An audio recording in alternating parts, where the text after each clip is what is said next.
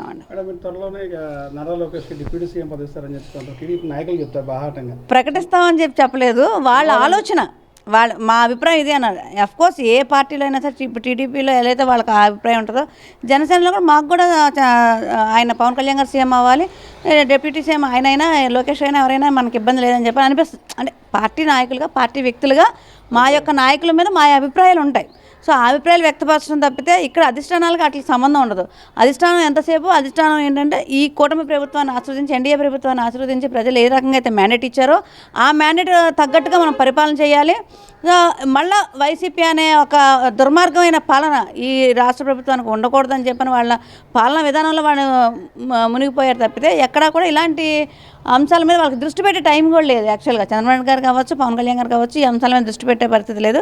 కాకపోతే వెనకాల ఉన్న వాళ్ళకి ఏంటంటే కొంత అత్యుత్సాహం ఉంటుంది, కోరికలు ఉంటాయి, అలా ఉంటే బాగుంటుంది, ఇలా ఉంటే బాగుంటుంది అని ఉంటుంది. అఫ్కోర్స్ ఇప్పుడు వాళ్ళ నాయకుడు కాబట్టి ఆయన అక్కడ అవ్వాలని కోరుకుంటారు. అలాగే మా నాయకుడు పవన్ కళ్యాణ్ గారు కాబట్టి ఖచ్చితంగా మేము కూడా పవన్ కళ్యాణ్ గారు సీఎం అవ్వాలని కోరుకుంటాం.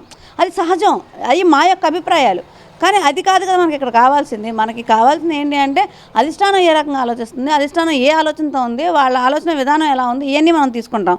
అలా తీసుకునే లెక్క అయితే వీళ్ళిద్దరూ కూడా కేవలం ప్రజలు ఇచ్చిన మ్యాండేట్కి వాళ్ళు చేసే పరిపాలన మీద దృష్టి పెట్టారు తప్ప ఎక్కడ కూడా ఇలాంటి అంశాలకైతే తావులేదని చెప్పని మేము భావిస్తున్నాం.